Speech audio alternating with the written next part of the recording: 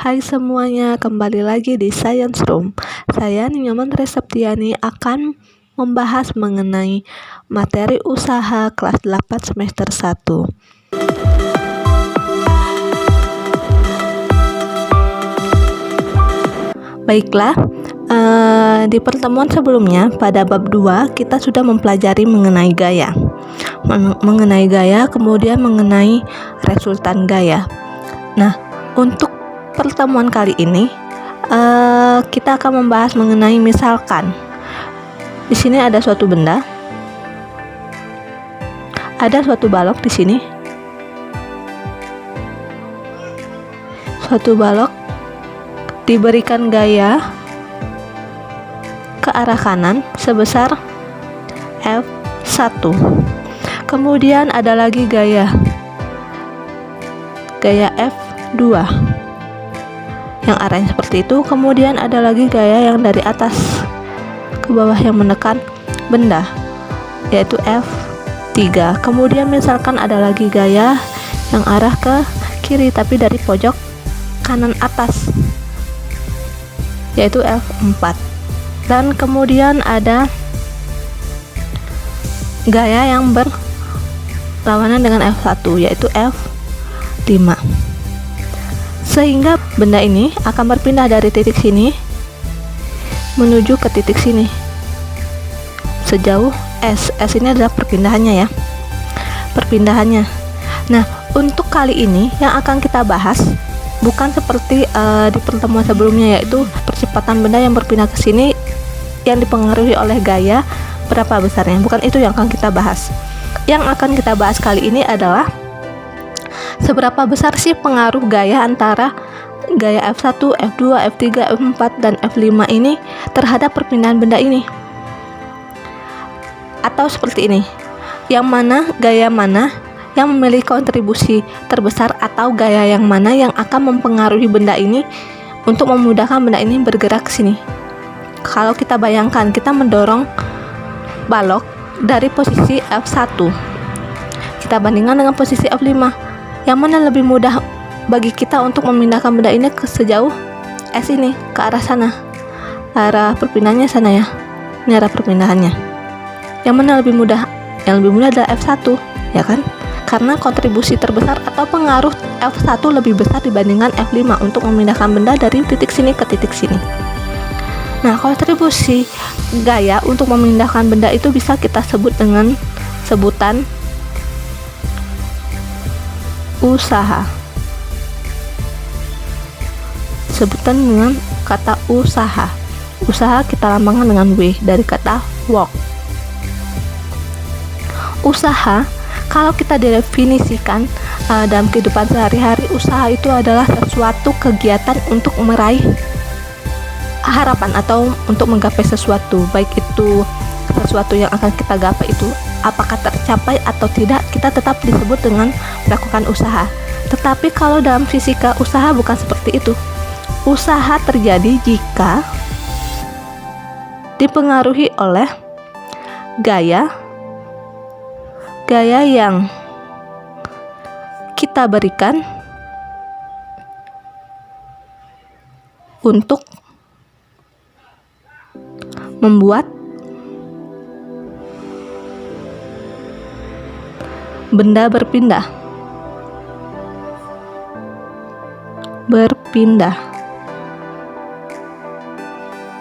Ingat, di sini ada dua kata kuncinya.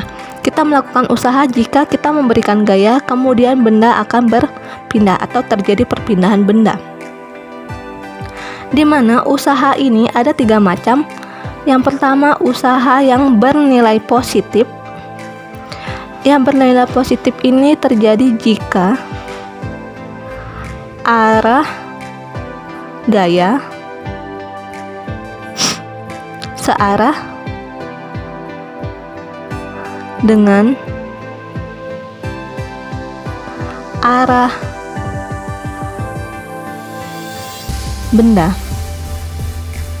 Kemudian yang kedua, ada usaha yang bernilai 0 jika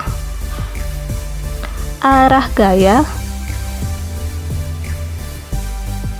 tegak lurus terhadap arah perpindahan ya, bukan arah benda, perpindahan benda. Ini juga arah perpindahan benda. Kemudian yang ketiga, usaha akan bernilai negatif jika arah gaya berlawanan dengan arah perpindahan.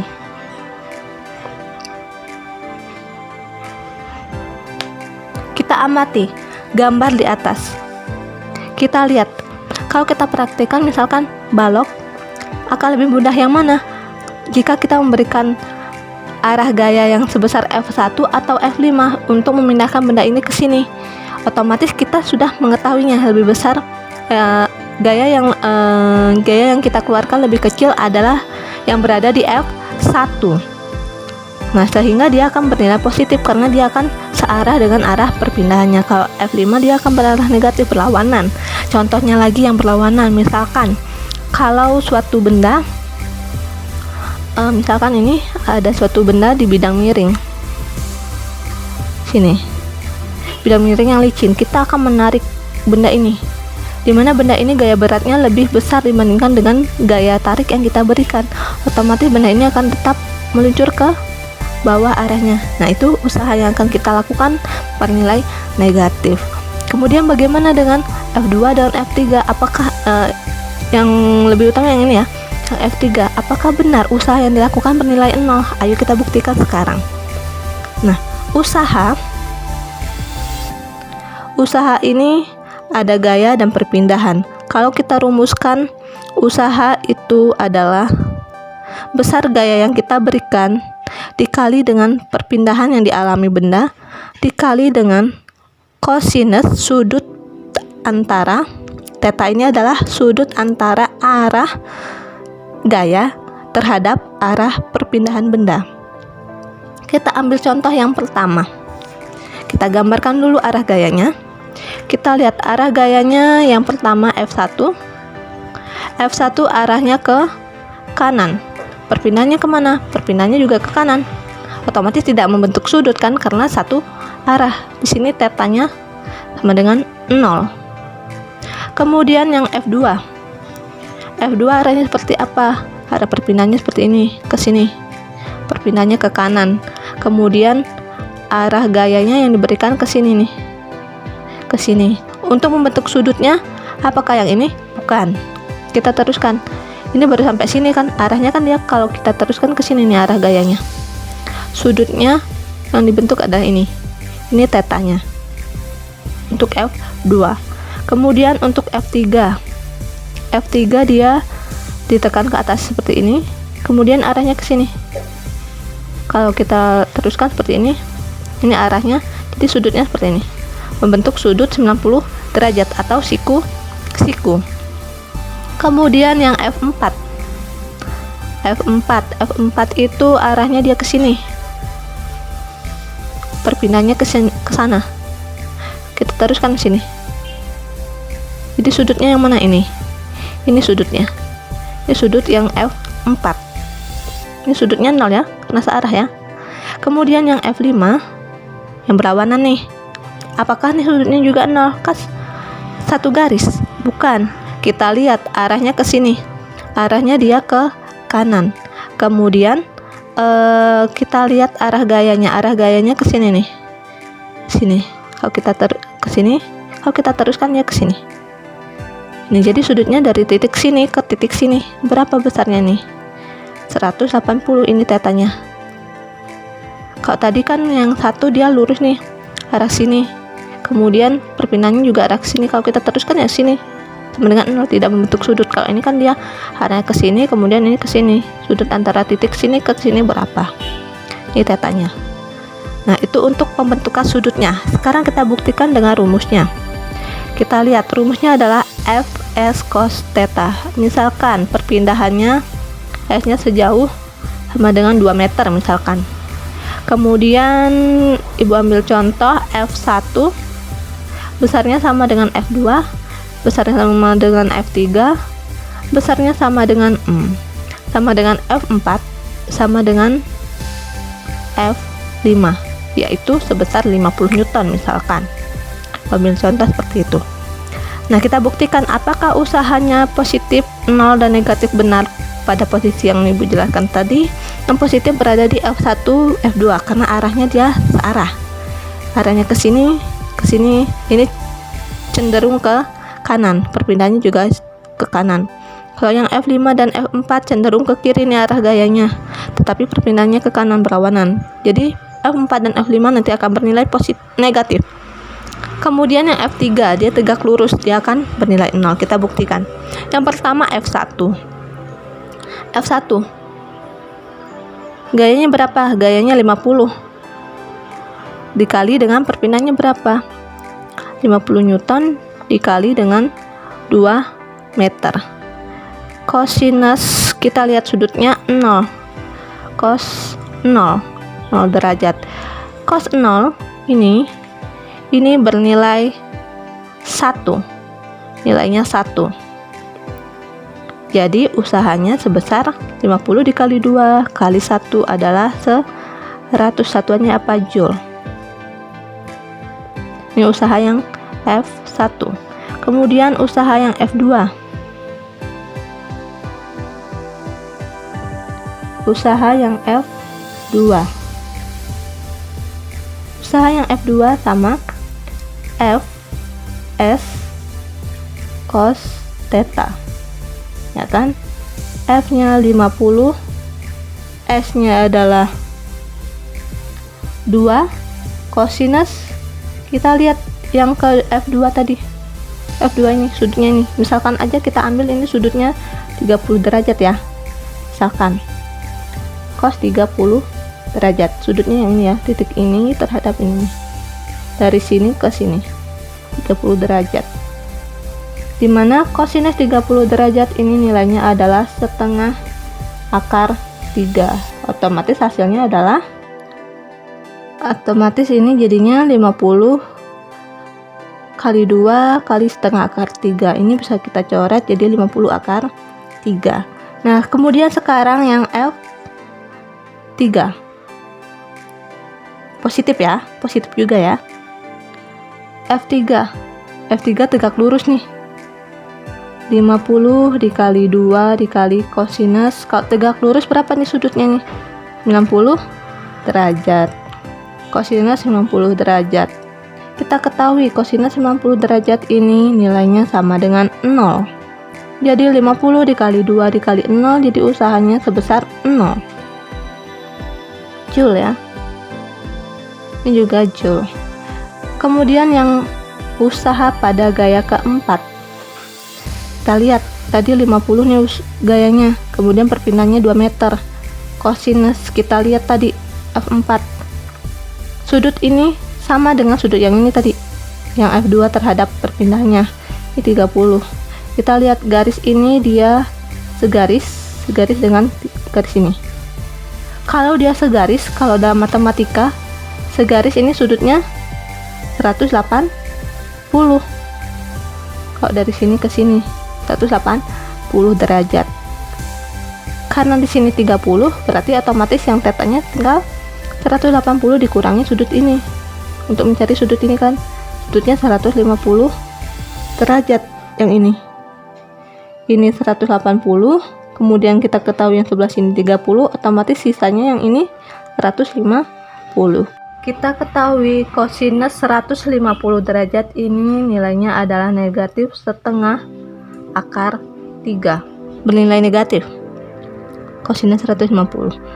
Kita lihat ini kalau dicoret tinggal minus 50 akar 3. Kemudian yang gaya kelima sama nih, gayanya 50, perpindahannya juga 2 meter. Kosinus theta arahnya yang satu arah perpindahannya ke sini, kemudian gayanya arahnya ke sini, sehingga dia membentuk sudut seperti ini. Sudutnya adalah 180 derajat. sama dengan kosinus 180 derajat ini bernilai negatif 1. Jadi 50 kali 2 kali negatif 1 sama dengan negatif 100 Newton. Kita lihat nih pernyataannya tadi. Bernilai positif jika arah gayanya searah dengan arah perpindahan. F1 dan F2 searah dengan dengan arah perpindahannya yaitu ke arah kanan. Dia bernilai positif 100 dan 50 akar 3. Kemudian yang F3 ini tegak lurus nih, membentuk sudut 90 derajat. Dia tegak lurus. Bayangkan aja kita memindahkan balok tetapi dengan cara kita tekan dari atas. Apakah balok ini akan berpindah ke sini? Tidak. Jadi tidak terjadi perpindahan atau usahanya sama dengan 0. Jadi usaha sama dengan 0 ini bisa kita simpulkan dengan tidak terjadi perpindahan. Ada perpindahan.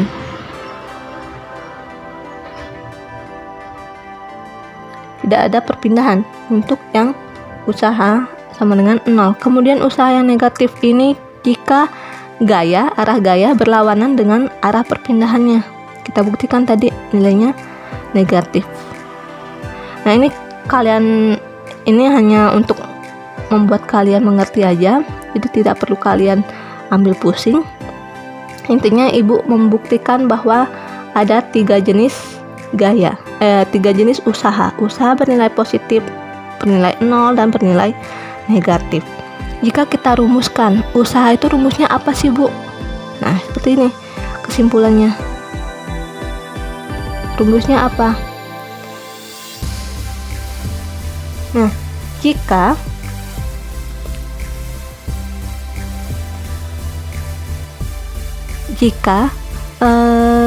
benda, kita lihat gambar ini, F1 dan F5, F1 arahnya ke sini, F5 arahnya ke sini. Dia tidak memiliki sudut terhadap bukan tidak memiliki sudut ya, seolah-olah tidak membentuk sudut karena segaris dengan arah perpindahannya. Jadi usahanya kita rumuskan menjadi F dikali dengan perpindahan saja, cukup perpindahan saja, karena hasil kosinusnya dia nanti akan bernilai 1 dan negatif 1.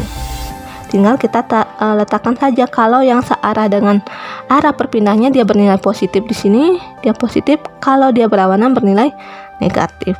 Kemudian kalau dia membentuk sudut seperti pada F2, F3 dan F4. Dia membentuk sudut. Kita gunakan F kali S kali kosinus theta. Jadi ini untuk rumusnya. Dimana kalau yang tegak lurus nilai W-nya sama dengan 0. Dan terdapat 3 jenis usaha positif, usaha bernilai negatif, dan usaha bernilai 0. Seperti kegiatan yang kalian lakukan sebelumnya. Kalian mendorong buku atau memindahkan buku dari meja satu ke meja lainnya. Buku mengalami perpindahan. Apakah kita melakukan usaha? Iya, usahanya bernilai positif. Begitu juga dengan mendorong meja atau memindahkan meja tadi. Seperti kegiatan yang kalian lakukan.